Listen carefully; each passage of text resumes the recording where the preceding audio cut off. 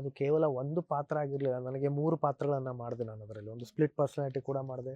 ನಂತರ 20 ವರ್ಷದ್ದು ಹಿಂದಿನ ಪಾತ್ರ ಅಂತಂದರೆ ಫ್ಲ್ಯಾಶ್ ಬ್ಯಾಕ್ ಹೋಗುತ್ತೆ, ಹಾಗಾಗಿ ಆ ಪಾತ್ರನೇ ಬೇರೆದಾಗಿತ್ತು. ಆಮೇಲೆ ಈ ಆರ್ಯವರ್ಧನ್ ಪಾತ್ರದಲ್ಲೂ ಕೂಡ ಸಾಕಷ್ಟು ಆಯಾಮಗಳು ಇದ್ವು.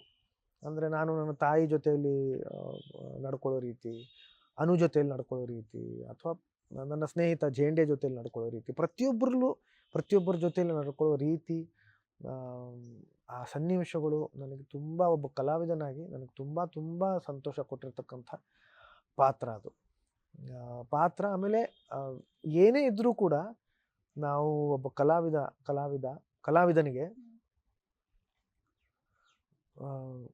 ಯಾಕೆ ತೆರೆ ಮೇಲೆ ಕಾಣಿಸ್ಕೋಬೇಕು ಅಂತ ಆಸೆ ಪಡ್ತಾನೆ.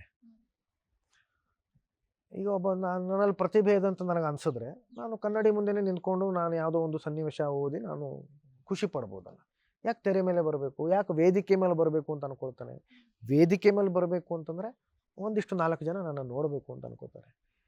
ತೆರೆ ಮೇಲೆ ಬರಬೇಕು ಅಂತಂದರೆ ಆ 4 ಜನದ್ದು 40, 400, 4000 ಈ ಥರದ್ದು ಎಲ್ಲ ಜನ, ಹೆಚ್ಚು ಜನ ನನ್ನ ನೋಡಬೇಕು, ನನ್ನ ಪ್ರತಿಭೆಯನ್ನು ಗುರುತಿಸ್ಬೇಕು, ನನ್ನ ಪ್ರತಿಭೆ ಏನಿದೆಯೋ ಅದನ್ನು ಗುರುತಿಸ್ಬೇಕು, ಬೆನ್ನು ತಟ್ಟಬೇಕು ಅನ್ನೋ ಒಂದು ಆಸಕ್ತಿ, ಆಸೆ, ಅಭಿಲಾಷೆ ಇರುತ್ತೆ ಒಬ್ಬ ಕಲಾವಿದನಿಗೆ. ಆರ್ಯವರ್ಧನ್ ಪಾತ್ರ ಮಾಡ್ತಿರ್ಬೇಕಾದ್ರೆ ನನಗೆ ಅದೆಲ್ಲವೂ ಸಿಕ್ತು.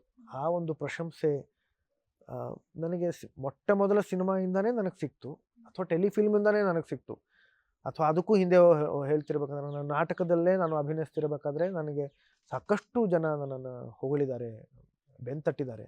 ಪತ್ರಿಕೆಗಳಲ್ಲೂ ನನ್ನ ಬಗ್ಗೆ ತುಂಬ ಒಳ್ಳೆ ಪ್ರತಿಕ್ರಿಯೆಗಳನ್ನು ಬರೆದಿದ್ದಾರೆ.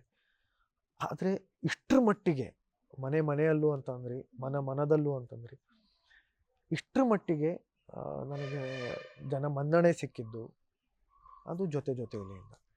ಹಾಗಾಗಿ ಅದು ನನಗೆ ಜೀವನ ಪರ್ಯಂತ ಅದು ನನಗೆ ತುಂಬ ಹತ್ತಿರವಾಗಿರುತ್ತೆ.